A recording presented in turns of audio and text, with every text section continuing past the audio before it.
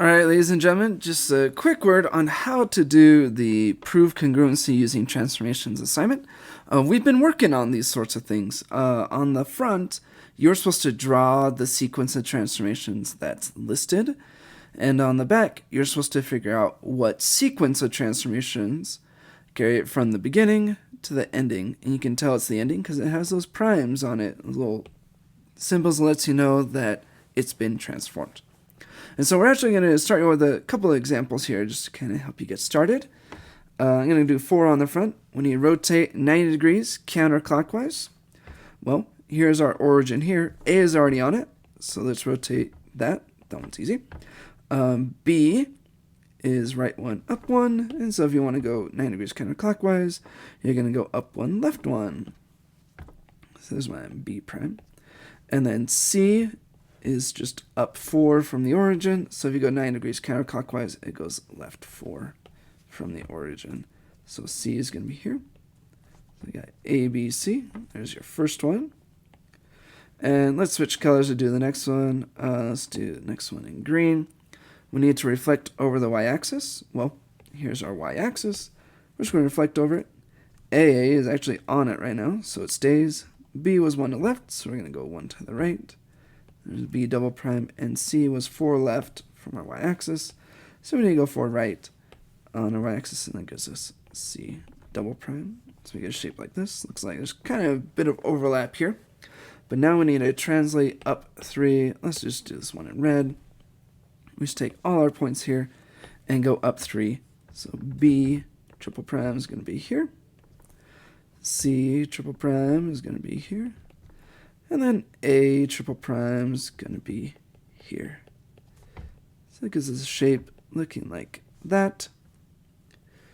And ta-da! We drew this triangle going through those 3 transformations. Nice. So that's what's going on in the front. Just draw the ones that it has. And get a little bit more practice with your transformations. But let's go to number 4 on the back, where we need to figure out what sequence of transformations went from the start to the end here. And it gives a little note here that says 3.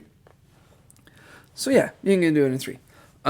But I want to mention that if you can do it in less transformations, that's totally fine.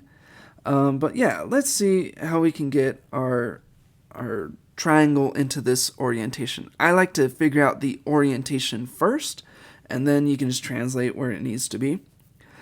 You should be thinking about, okay, how can I get this one to be this direction, where it has C on the right, A on the left, and they're on bottom, B's on the top. Well, at the beginning, here we got C and A are vertical from each other, and B's on the right. So we need to turn this around, or we could turn it this way, and I'll put CA like this. I guess it'd be more like this. And then we could reflect it that way, and then get B on top, C on the right, like that. A lot like the example we just did. They might be similar to each other. But yeah, so you need to kind of figure out how to get your orientation to match up. If you really have no idea, just start with a rotation. I find that if I do a rotation 90 degrees, then I can be like, okay, now I know what reflection I need to do, and then I can translate it. So just do a rotation 90 degrees one direction, and that'll help you kind of see what reflection you need to do. I kind of like this method of going this way, but let's try just going this way, because it really doesn't matter which way you rotate 90 degrees, just pick one way. So I'm going to start by rotating 90 degrees clockwise. Clockwise about the origin.